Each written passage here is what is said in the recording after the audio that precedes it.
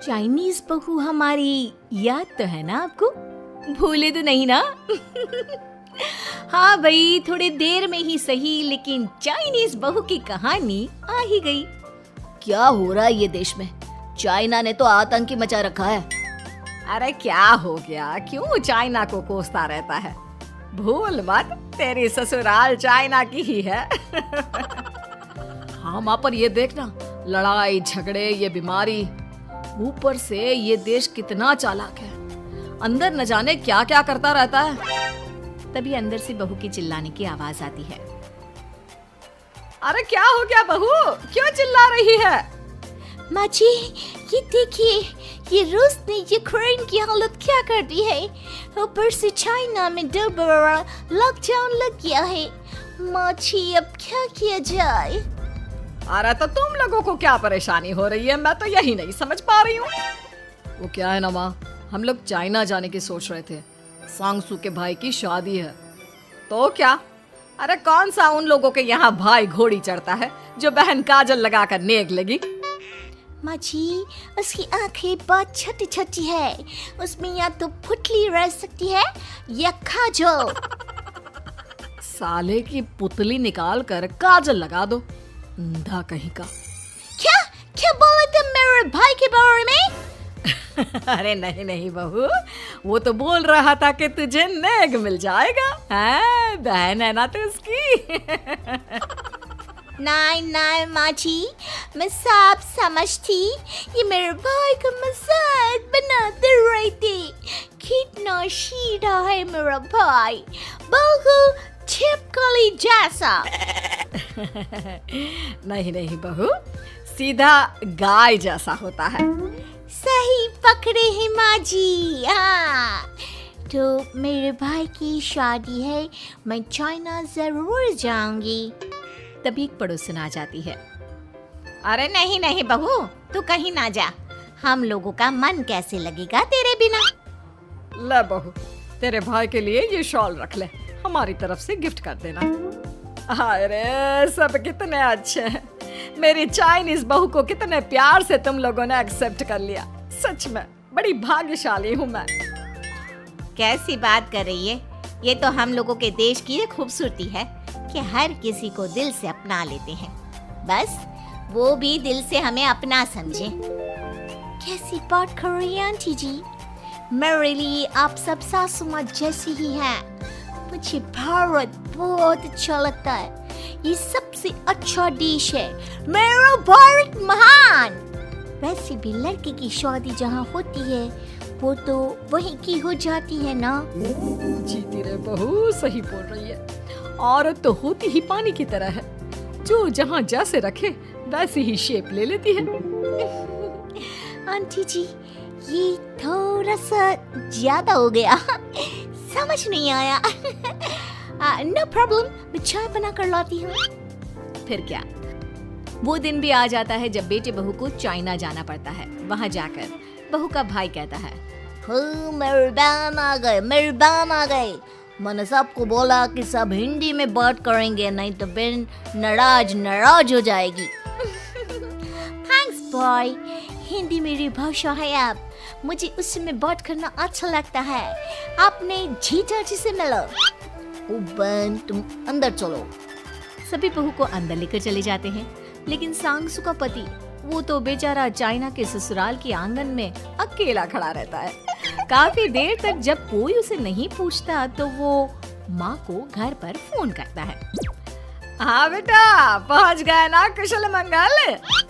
हाँ माँ, लेकिन सांगसू पता नहीं कहाँ है, वो तो अंदर गई है, तब से बाहर आई ही नहीं। अरे कैसी बात कर रहा है, तो तू अंदर चला जा, तू बाहर क्यों है? अरे दामाद है तू वहाँ का, उन लोगों ने तुझे बिठाया, चाय पानी कुछ नहीं पूछा? नहीं ना माँ। तभी सामने से सांगसू आती है। क्यों आप अभी तक तैयार नहीं हुए? और ये बैग लेकर क्यों कमरे से बाहर आए? इसे वहीं रख देते। कमरा? कौन सा कमरा? अरे कैसी बात कर रही हो, जब से तुम अंदर गई हो मैं बाहर ही तो खड़ा हूँ। बहू को बहुत हैरानी होती है और गुस्सा भी आता है। तभी उसका भाई और माँ आ जाते हैं। और सांगसू, अंदर खाना लग गया है, पहले ये बताओ कि मेरे पति को किसी ने खाना या पानी क्यों नहीं पूछा? वो भारत से ससुराल पहली बार आया है, वो भी मेरे कहने पर। उनकी इज्जत क्यों नहीं की? देख बेटी, तूने जबरदस्ती जिद में शादी की थी तो हम लोगों ने कर दी, लेकिन अब तुम ये सोचो, पूरी चाइना में मैं इस इंडियन को अपना दामाद बताऊं? So sorry। हाँ संगसू, और तुम भी चुप रहना, नहीं तो वो लोग मेरी शादी तोड़ देंगे। ओह, ऐसी बात है। कोई बात नहीं, मैं बाहर होटल में रह लेता हूँ, तुम वही करो जो ये लोग चाहते हैं। कैसी बात कर रहे हो? शादी के बाद पति जैसा भी हो, जो भी हो, पति होता है। वैसे भी तुम्हारे पूरे परिवार ने, सबने बिना सोचे मेरा साथ दिया, मुझे एक्सेप्ट किया, प्यार किया। मैं अपने देश में आपको अकेला कैसे छोड़ सकती हूँ? ये हिंदी फिल्म का ड्रामा बंद करो, मैं अभी अब बर्दाश्त नहीं करूँगी। चुपचाप अंदर चलो, नहीं तो ये शादी वादी यहीं खत्म करके इसे अकेले ही इंडिया जाना पड़ेगा। कैसी बात कर रही हो माँ? ये मेरे पति हैं। नहीं था, हम लोगों ने यहाँ वकील को बुला लिया है, जिसके बाद अब तेरा तलाक करा के हम यहाँ के चाइनीज लड़के से तेरी शादी करा देंगे। अरे कैसी बात कर रहे हो? हम तो यहाँ तुम्हारी शादी के लिए आए थे। नहीं नहीं, मैं सांगसू के बिना नहीं रह सकता हूँ। हाई वोल्टेज ड्रामा होने के बाद से ही सारा माहौल खराब हो जाता है कि तभी एक लड़की आती है। मैंने सारा इंतजाम कर दिया है, सांगसू की शादी का मंडप परसों लग जाएगा, तब तक इसके पति को कमरे में बंद कर देते हैं। सभी सांगसू के पति का हाथ बांधकर उसे कमरे में बंद कर देते हैं। ये क्या कानूनी है? आप लोग मेरे पति के साथ ऐसा नहीं कर सकते हैं। मैं किसी से शादी नहीं करूंगी, ये साफ बात है। पहले मैं अपनी शादी करूं, फिर तेरी भी शादी करवा दूंगा। सब कुछ तय हो जाता है, भाई की शादी हो जाती है। फिर वो दिन भी आ जाता है जब सांगसू की शादी वो लोग जबरदस्ती करने के लिए उसे मंडप पर ले जाते हैं। ऐसा मत करो, ये मेरी बीवी है। मैं किसी से शादी नहीं करूंगी। कैसे नहीं करेगी शादी? शादी तो तेरा बाप भी करेगा। हो, मैं करूंगा शादी। प्लीज कोई मेरी शादी किसी अच्छा औरत से करवा दे। चुप, बिल्कुल चुप। फिर माँ सांगसू और उसके पति से कहती है, तुम लोगों का बच्चा मेरी कैद में है।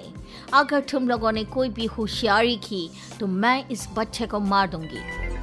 दोनों माँ का रूप देखकर हैरान हो जाते हैं। बच्चे की खातिर दोनों शांत हो जाते हैं और शादी की रस्में शुरू हो जाती है कि तभी सांगसू की सास पुलिस के साथ आ जाती है। माँ, सरसू माँ आ गई, मेरी माँ आ गई। माँ प्लीज हम लोगों को बचाकर वापस ले चलो। पुलिस सभी को गिरफ्तार कर लेती है।